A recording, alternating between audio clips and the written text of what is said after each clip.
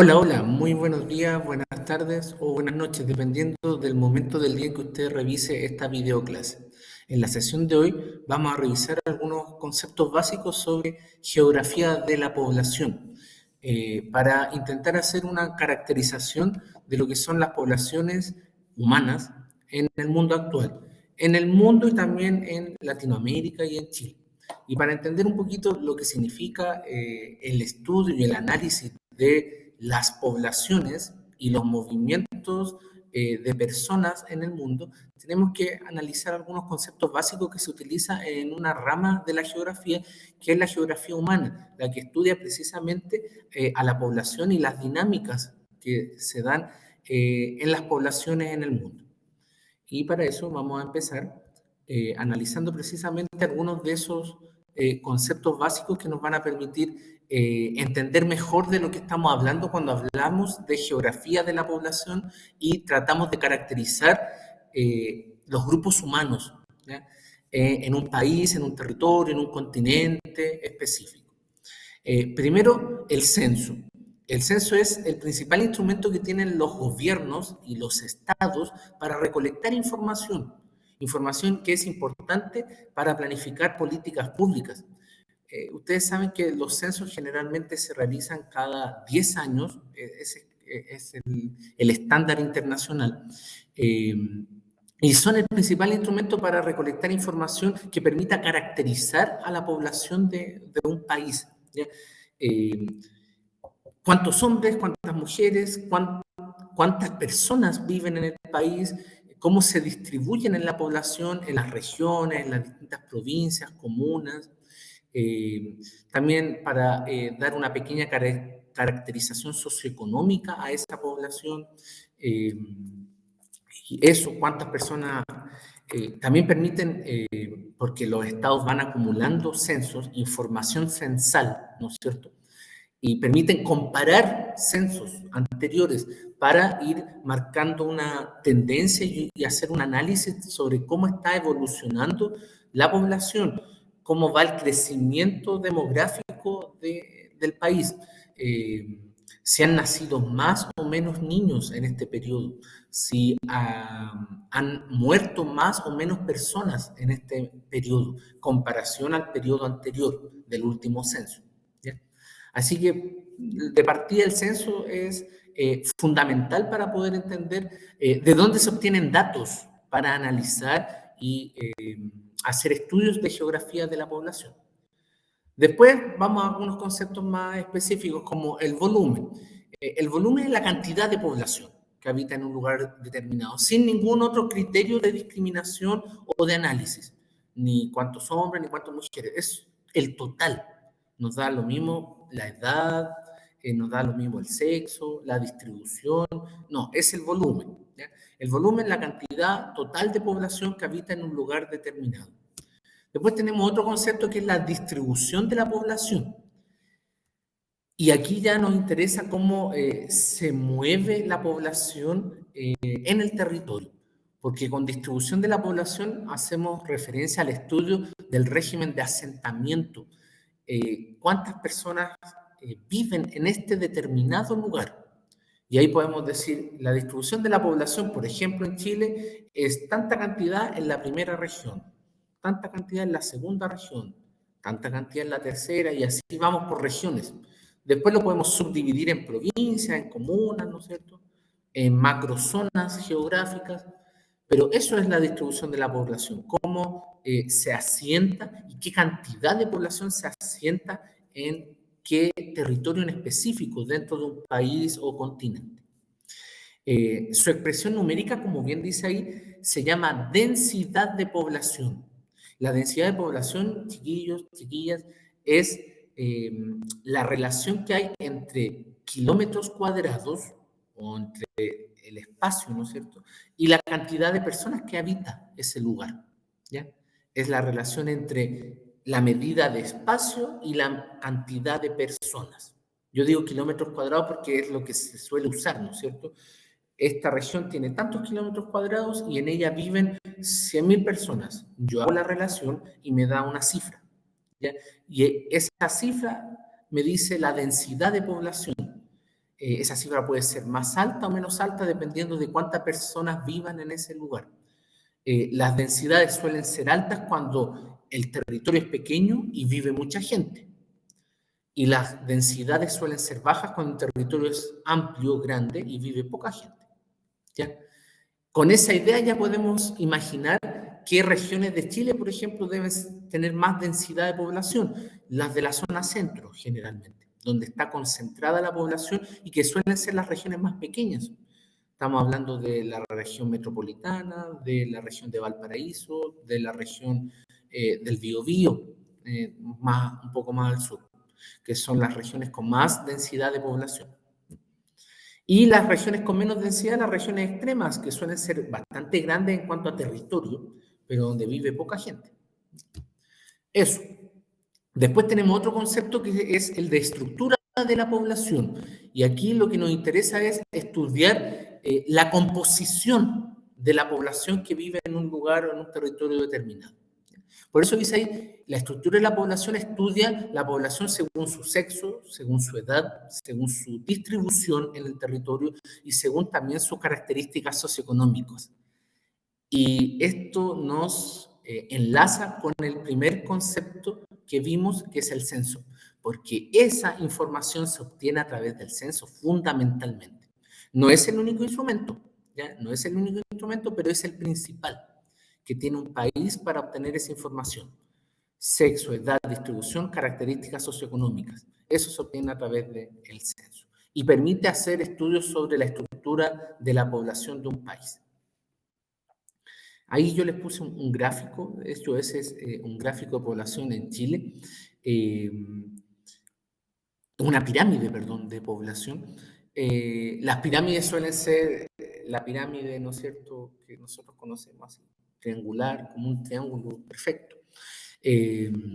Pero ese es un tipo, ya vamos a ver más adelante, es un tipo de estructura de población que corresponde a ciertos países con determinadas características. Fíjense que esta pirámide es distinta. La base no es tan amplia, se ha ido achatando. Y hay algunas barras que están en rangos etarios superiores, lo que nos dice que están naciendo menos niños que antes. ¿Ya? Y fíjense hacia arriba también cómo va creciendo y ya la punta no es así angular. Significa que hay más adultos mayores y que la esperanza de vida del país es mayor. ¿Ya? Pero eso lo vamos a profundizar más adelante. Continuemos analizando la dinámica de la población. Cuando hablamos de dinámica, automáticamente, y en ciencia sobre todo, hablamos de movimientos, ¿no es cierto? Y acá lo que queremos estudiar es los movimientos, los cambios que ha experimentado la población de un territorio, de un país en específico, durante un periodo de tiempo determinado. ¿Ya? ¿Qué movimientos se han ido dando? ¿Ya? Lo que yo les decía al comienzo, cuando un gobierno tiene un historial de censos cada 10 años y con esa información permite hacer un estudio y un análisis, ¿han aumentado los nacimientos o han bajado? ¿Han aumentado las muertes o han bajado? ¿Cuál es la esperanza de vida? ¿Hasta qué edad más o menos viven las personas en este país? Todos esos índices, indicadores demográficos, se obtienen de este estudio de la dinámica de la población. ¿Ya? A todo esto, paréntesis, demografía es la rama de la geografía que estudia los movimientos de la población, la dinámica de la población. Entonces, cuando decimos indicadores demográficos, son estos que vamos a ver ahora. ¿Ya? Primero, natalidad. La natalidad es el número de nacimientos en un lugar determinado expresado en la tasa de natalidad. ¿Ya? Número de nacimientos. ¿Cuántos niños han nacido? ¿Ya? Ojo que la tasa de natalidad es los niños que han nacido sin relación a nada. ¿Ya? Sin relación a las mujeres en edad fértil. Ese es otro indicador que ya vamos a ver. Solo cuántos nacimientos han existido en ese lugar. ¿Ya? Tasa de natalidad, ¿cuántos nacimientos? Generalmente se mide cada 1000 habitantes o cada 100.000 habitantes, ya para tener una referencia. ¿Ya? Eso, natalidad. Mortalidad, en cambio, serán las defunciones, las muertes en un lugar y en un tiempo determinado. Expresado esto en la tasa de mortalidad. ¿Ya? Eh, Generalmente en un país en vías de desarrollo al menos, los nacimientos suelen ser mayores a las defunciones. Miren en esa estadística. ¿Ya? Cuando el país empieza a transitar demográficamente y a desarrollarse, esa estadística empieza a emparejarse. ¿Ya? Y no significa que aumenten los decesos, significa que disminuyen los nacimientos, porque por X motivo hay políticas de planificación familiar y las mujeres y las familias empiezan a tener menos hijos, ¿ya? O empiezan a postergar el embarazo y la procreación. Eso es tradicional en países que han avanzado en sus niveles de desarrollo humano. ¿Ya? Un país más desarrollado es un país donde hay menos nacimientos. ¿Por qué eso no nos interesa a nosotros? Tendríamos que hacer una clase aparte, ¿no es cierto? Más bien sociológica. Lo que nos interesa acá es la evidencia que nos permiten los números, las estadísticas demográficas. ¿Ya? Europa en el siglo XX vivió esta transición y empezó a estancar sus tasas de natalidad. A la vez que la mortalidad también iba disminuyendo y se empiezan a emparejar. Fíjense en el gráfico que les puse ahí. ¿Ya? Los nacimientos en 1950, mucho más altos que las muertes eran relativamente altas, empiezan a bajar, ¿ya? Se mantienen relativamente estables y lo que baja son los nacimientos. ¿Ya? Eso con natalidad y mortalidad. Otro indicador demográfico importante son las migraciones, que son los movimientos de población de un lugar a otro. ¿Ya? Pueden ser del campo a la ciudad dentro del país o puede ser entre países. ¿Ya? ¿Qué comprende la migración? La entrada de personas desde otro lugar, llamada inmigración, y la salida de personas de ese territorio, de ese país, llamada emigración. La diferencia entre ambos conforma lo que se conoce como saldo migratorio, dice ahí. Es la operación aritmética básica entre cuántas personas llegaron de otros países y cuántas personas se fueron de este país. ¿Ya? Cuántos chilenos salieron y emigraron a otros países y cuántas personas inmigrantes llegaron a nuestro país. Y ahí nos da un saldo que puede ser positivo o negativo dependiendo de múltiples factores. ¿Ya? Eso. Paréntesis, en Chile hace rato que tenemos un saldo migratorio positivo en el sentido de que han llegado más personas de las que se han ido, ¿no es cierto? Veamos otro indicador demográfico como la esperanza de vida. Es la proyección de años de vida que una persona va a vivir en un determinado país, teniendo en consideración un sinnúmero de factores de cobertura de salud, de calidad de vida, de alimentación, etcétera. ¿Ya? Se saca una especie de promedio y se dice, en este país, una persona que nace en este país, en promedio se espera que llegue a vivir, por eso es esperanza de vida, se espera que llegue a vivir 80 años, 78 años, en promedio.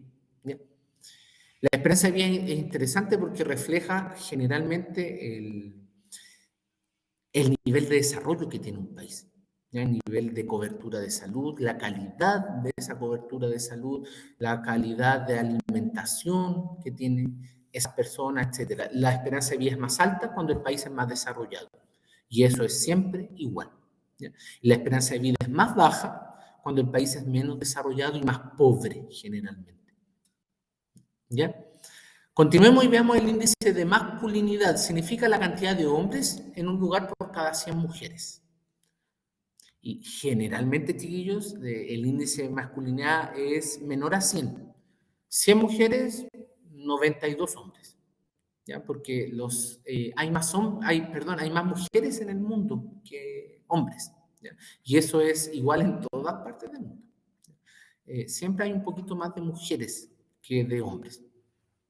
La relación es 96 a 100, ¿ya? Sí, tampoco es una gran diferencia, pero eso con el índice de masculinidad. Si tuviéramos que sacar un índice de feminidad, también es cantidad de mujeres por cada 100 hombres, ¿ya?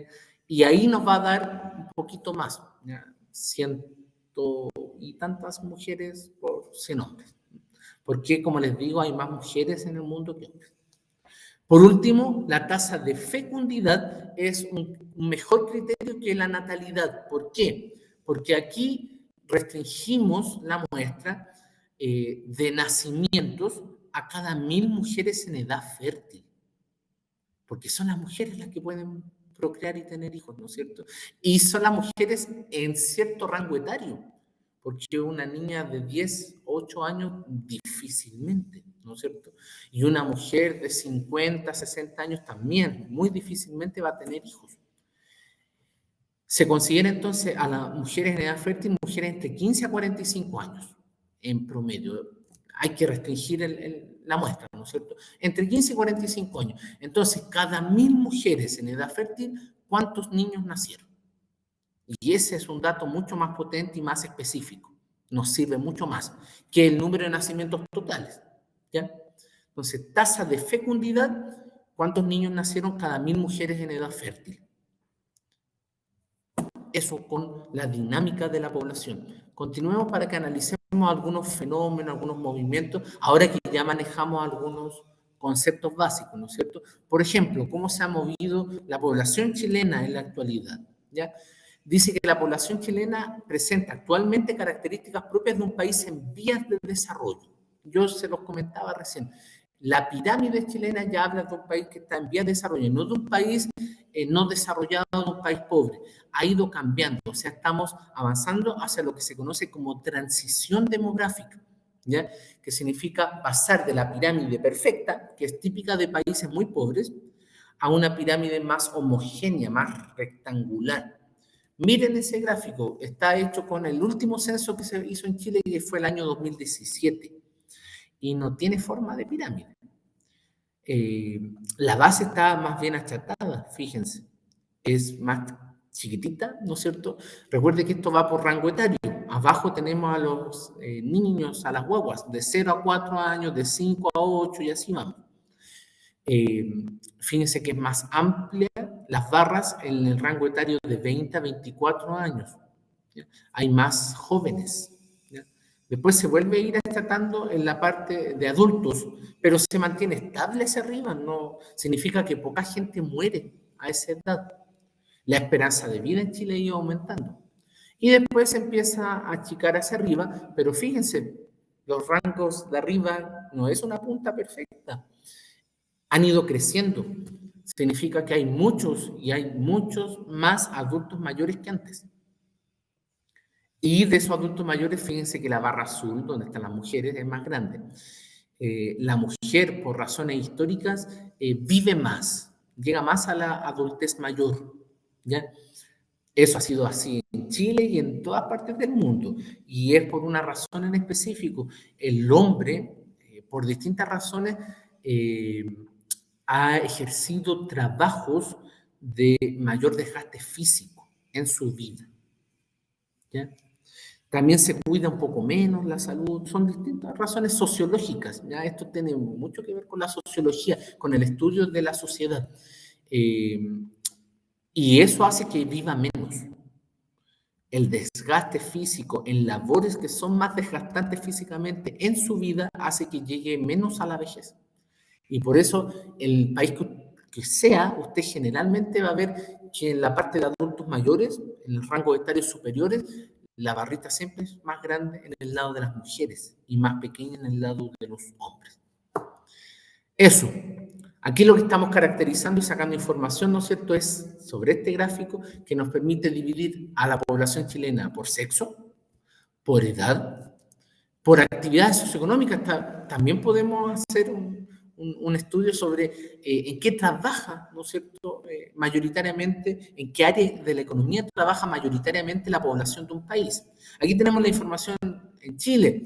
En Chile, la mayoría de las personas en edad de trabajar trabajan en el sector terciario. Paréntesis, recordemos los sectores de la economía. El sector primario es el sector extractivo, el sector que extrae recursos naturales, agricultura, minería, pesca, etc. El sector secundario es el sector que procesa esas materias primas de la naturaleza y fabrica algo nuevo. Y ahí está la palabra clave, fabrica. Por lo tanto, el sector secundario son las fábricas, las industrias. todo lugar donde se procesa un recurso natural para producir un nuevo producto, ¿ya? Y en tercer lugar hay un sector terciario, que es el sector de servicios, donde es fundamental el trabajo de un profesional o de una persona. En el sector servicio encontramos el comercio, la educación, la salud, los servicios bancarios, etcétera, etcétera. ¿Ya? Los servicios financieros, la compra y venta de cosas, el comercio es fundamental. Y lo que nos dice este dato es que la mayor cantidad de personas en Chile trabaja en el sector terciario. Y por último, podemos hacer un estudio y un análisis sobre la diversidad cultural y étnica de un país. Y toda esa caracterización la hacemos con datos, ¿no es cierto? Y en general en Chile, todos los datos que tenemos del último censo sobre sexo, sobre rangos etarios de la población, sobre edad de la población, sobre la actividad económica en la que mayoritariamente trabaja la población chilena y la diversidad cultural del país nos permite decir que la población en Chile es propia de un país en vías de desarrollo, camino a ser desarrollado. ¿Ya? Continuemos. Esto es lo que yo les decía sobre las pirámides, ¿ya? Y estas son pirámides en Chile, ¿ya? Perdón, no, son pirámides sobre la población mundial, ¿ya?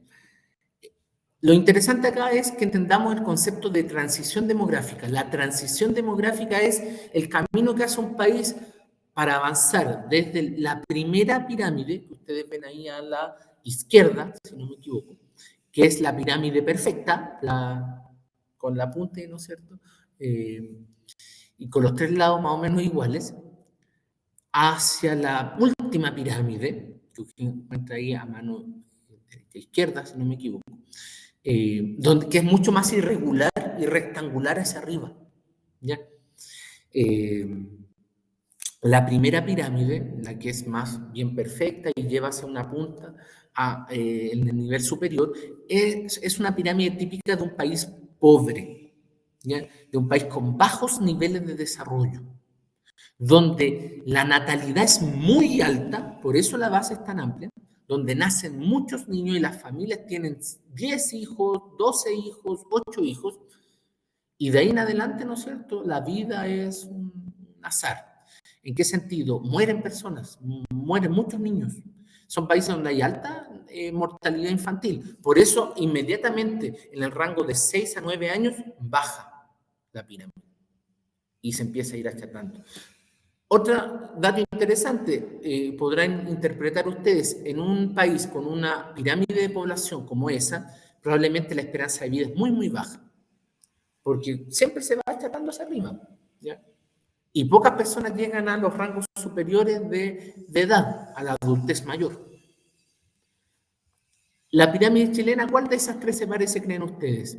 A la del medio, ¿no es cierto? A la del medio. Y eso habla de que Chile va camino hacia la otra pirámide, hacia la última, que es la pirámide típica de un país desarrollado, donde nacen pocos niños, donde casi es una pirámide invertida, o tiende a ser una pirámide invertida, porque fíjense, la base, los niños, cada vez son más chiquititos, y se va abriendo esta pirámide hacia arriba. Significa que el grueso de la población está en los rangos de adulto y adulto mayor.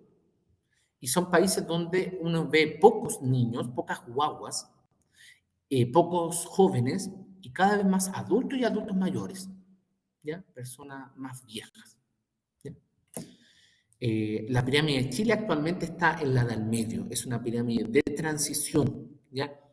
Ya dejamos la pirámide antigua, ¿no es cierto?, de país pobre, pero tampoco hemos llegado a la pirámide final, que es la de un país desarrollado, más rico, ¿no es cierto? Estamos ahí transitando hacia eso. Las tendencias que obtenemos de esto son tendencias de disminución de la natalidad, aumento de la esperanza de vida y concentración de la población en el grupo joven y adulto joven. Eso. Espero que haya quedado claro el concepto de transición demográfica. Analicemos un poco cómo está estructurada la población en el mundo. Actualmente existen más de 7.000 millones de habitantes en el mundo. Se estima cerca ya de 8.000 personas, millones de personas en el mundo. 8.000 millones de personas en el mundo. Harto, ¿no es cierto? Pese a que en general la población aumenta, existe desde el año 1960 una tendencia de decrecimiento. Significa que el crecimiento cada vez se ha hecho menor. Siempre la población va en crecimiento, eso es una constante, ¿ya? Es una constante sobre todo desde la revolución industrial, desde el siglo XIX. Es interesante mirar ese gráfico, ¿ya? Y si nosotros pudiéramos ampliar ese gráfico, ustedes se darían cuenta que la población en el mundo siempre se mantuvo relativamente constante en los niveles bajos. En el mundo nunca hubo más de 1.000 millones de habitantes, en promedio, 900 millones de personas, 1.000, 1.200, en todo el mundo. Desde el neolítico, desde que el ser humano, ¿no es cierto?, descubrió la agricultura y la ganadería. Estamos hablando de al menos el año 8000 antes de Cristo. El año 8000 antes de Cristo. Estamos hablando de los últimos 10.000 años en la historia de la humanidad. Solo en los últimos 200, 250 años, o sea, desde 1750 aproximadamente en adelante, 1800 en adelante, la población en el mundo se empezó a multiplicar y a crecer de forma abismal, como usted lo puede ver en ese gráfico. Fíjese que pasamos rápidamente de tener 1.000 millones de habitantes en el mundo hacia el año 1850, 1900, a 6.000, 7.000, 8.000 millones de habitantes el año 2020, actualmente. Y las proyecciones estiman que hacia el año 2050 estaremos cerca de los 10.000 millones de habitantes. O sea, en la última parte de la historia de la humanidad, en el último pelito de nuestra historia como seres humanos en la Tierra, la población se multiplicó. Y eso habla de distintos fenómenos que se han dado sobre todo, yo les digo, en la revolución industrial y el cambio en los paradigmas de vida y en la calidad de vida de las personas, el desarrollo de la medicina, de los avances médicos, el descubrimiento de remedios y para combatir ciertas enfermedades, de la vacuna, que hizo aumentar la esperanza de vida de la población. ¿Ya? Eso. A pesar de eso, se ha ido estancando un poquito ese crecimiento. Ese crecimiento fue demasiado rápido, diría yo, entre 1850 a 1950. De ahí en adelante, el crecimiento empezó a ser un poquito más lento, sobre todo en los países desarrollados. De hecho, fíjense, en ese gráfico, la población de países desarrollados es la parte amarilla de abajo. Creció, sí, y después empezó a mantenerse y ha ido bajando. En cambio, fíjense la estimación que se hace en los países en desarrollo. Son esos países los que tienen que pegar el salto ahora, que no han vivido lo que ya vivieron los países desarrollados en el siglo XIX y hasta 1950. Lo vivieron antes los países desarrollados. Los países en vías de desarrollo lo van a vivir ahora. Estamos hablando de continentes como África, como Asia, ¿ya? De hecho, fíjense en el dato, hacia el año 2050, el 80% del aumento de la población mundial vendrá de África y un 12% de Asia. Europa, América se van quedando atrás, ¿ya? Porque ya han vivido o están viviendo, en el caso de América Latina, estos procesos. En cambio, ¿a quién les corresponde vivir esos procesos más adelante? Es a los países en vías de desarrollo, a los países más pobres, sobre todo concentrados en el continente africano. ¿Ya? Se visualizan descensos de la natalidad y envejecimiento en la América del Norte, anglosajona, en Estados Unidos, Canadá, en Europa y en Oceanía, y de a poco en América Latina. ¿Ya? De a poco en América Latina, en países como Uruguay y Chile. Continuemos haciendo este análisis de la población mundial. Y enfoquémonos en nuestro subcontinente, en América Latina. La población de América Latina se estima aproximadamente en unos 513, 600 millones de habitantes, ¿ya? 700 al año 2020, más o menos, actualmente. 700 millones de habitantes, eso es el 8,7% de la población mundial. No alcanza a ser ni siquiera el 10%. Se concentra la población en América Latina en la costa atlántica, no en la costa pacífica, donde estamos nosotros acá en Chile, en la costa atlántica, en el otro océano. Las ciudades más grandes están en ese lado. Piensen en Buenos Aires, piensen en Sao Paulo, piensen en Río de Janeiro, piensen en Ciudad de México. Dan hacia el lado o están más cerca, en el caso de Ciudad de México, del lado atlántico. Y son las ciudades más grandes, son las metrópolis más grandes de Latinoamérica, donde se concentra muchísima población. En el lado pacífico hay menos, ¿ya? Tendencias generales de la estructura de población en América Latina. Ha ido disminuyendo la fecundidad y la natalidad. América Latina es un subcontinente en general en transición demográfica, ¿ya? Ya pasamos la etapa de mayor pobreza y la pirámide, la primera pirámide de la transición demográfica, y estamos en la segunda, donde ya ha ido disminuyendo la natalidad y la fecundidad, ha ido disminuyendo la mortalidad y por lo tanto ha ido aumentando la esperanza de vida. Pero ese crecimiento, que ya fue muy grande en algún momento, empezó a disminuir, ha ido cambiando la estructura etaria de la población y ya hay menos niños y jóvenes y hay más personas en edad adulta y también más personas que llegan a la adultez mayor, lo que significa un paulatino envejecimiento de la población. Eso con América Latina. Y terminemos, ¿no es cierto?, haciendo un pequeño análisis sobre lo que hay detrás de esa transición demográfica en América Latina. Lo que hay detrás, ¿no es cierto?, es, yo diría, una especie de contradicción interna, porque América Latina es un continente de desarrollo heterogéneo. ¿Qué significa eso? Hay países que se han desarrollado más que otros, ¿ya?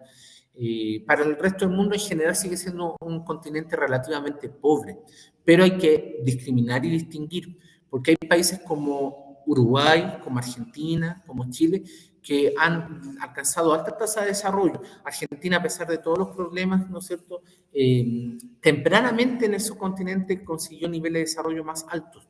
Después se sumó Chile, se sumó Uruguay fundamentalmente, y son países con un índice de desarrollo humano alto. Índice de desarrollo humano es un indicador más integral que no solo ve factores demográficos como los que hemos aprendido en esta clase, sino también factores socioeconómicos y de calidad de vida.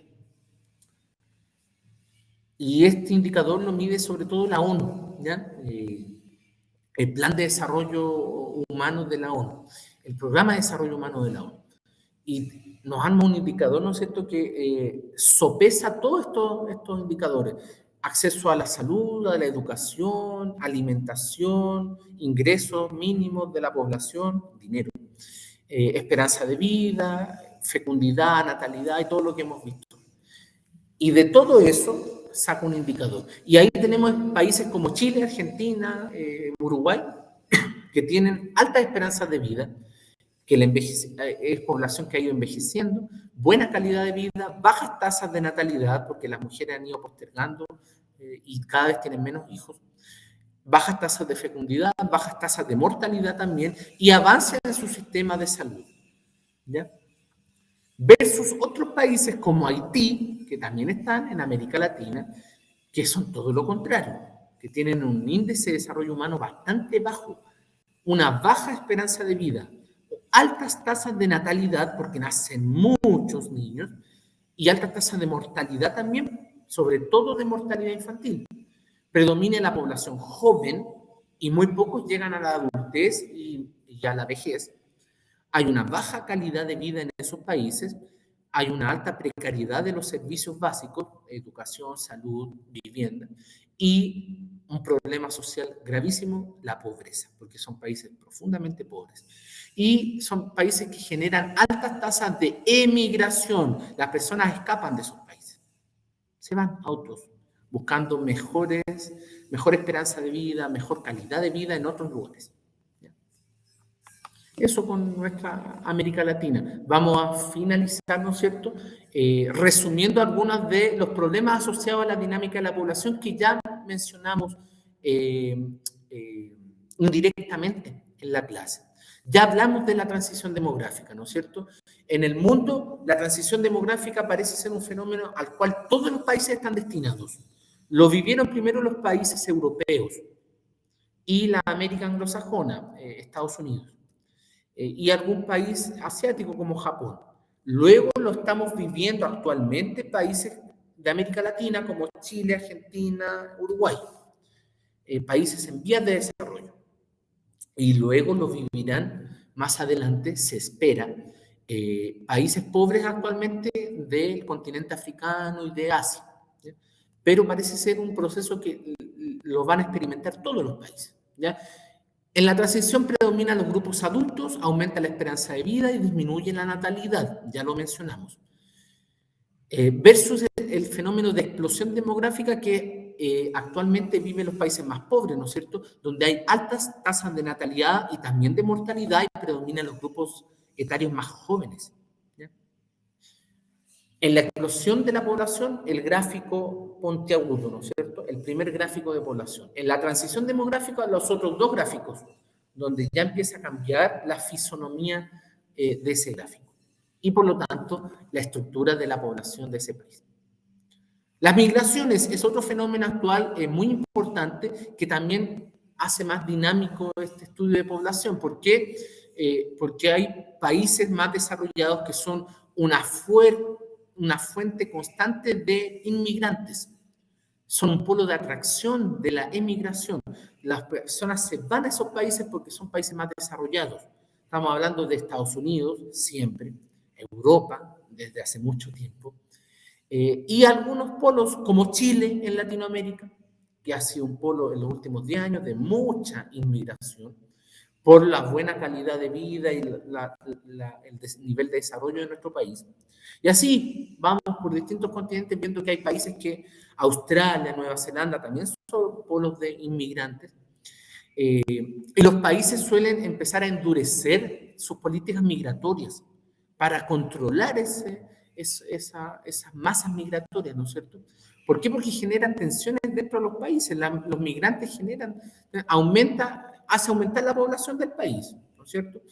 Aumenta la demanda de puestos de trabajo, aumenta la presión sobre los servicios de salud y de educación de esos países, ¿ya? Y sobre todo en el mundo laboral, ¿no es cierto? Más demanda, son personas que vienen dispuestas generalmente a trabajar por menos sueldo. ¿Ya? Entonces, se dan muchas tensiones sociales adentro de un país cuando ese país atrae demasiados migrantes y los países suelen empezar a endurecer las políticas migratorias. ¿Ya? Y por último, un tercer problema asociado a la dinámica de la población actual en el mundo, el envejecimiento de la población.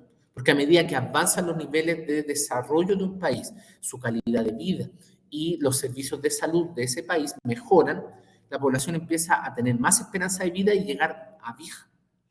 Y ese envejecimiento también es problemático, suele ser problemático. ¿Por qué? Porque pone mayor presión sobre los servicios de salud de ese país, más gasto, sobre los servicios de previsión social, porque hay que financiar jubilaciones a personas que viven más, ¿no es cierto? Que antes, si llegaban con suerte a los 70, 75 años, 10 años promedio de pago de jubilación, y ahora la gente llega a 80, 85, son 10 años más de pagar jubilaciones. Y por supuesto que eso pone presión. También sobre la oferta de puestos de trabajo, porque muchas de esas personas siguen trabajando. ¿Ya? 65 años los hombres en Chile jubilan, mujeres 60 años, y muchas son sumamente activas de esa edad y consiguen trabajo, tratan o salen a buscar trabajo. A veces las discriminan, ¿no es cierto? Por ser adultos mayores no se les da trabajo, pero ponen mayor presión sobre el mercado laboral porque son personas que quieren seguir trabajando. Eso, con el envejecimiento de la población, pero la mayor presión se da en la salud de esos países, los servicios de salud que tienen que preocuparse, ¿no es cierto?, de esa población adulta mayor que generalmente además se enferma más. Esos son, diría yo, los principales problemas asociados actualmente en el mundo a la dinámica de población. Y con eso terminamos esta clase. Espero que les haya sido de mucha utilidad y hayan podido tener una idea general, ¿no es cierto?, de la demografía y de la caracterización demográfica de la población, tanto en el mundo como en Chile y en América Latina. Muchas gracias y nos estaremos viendo en alguna siguiente videoclase. Chao, chao, nos vemos.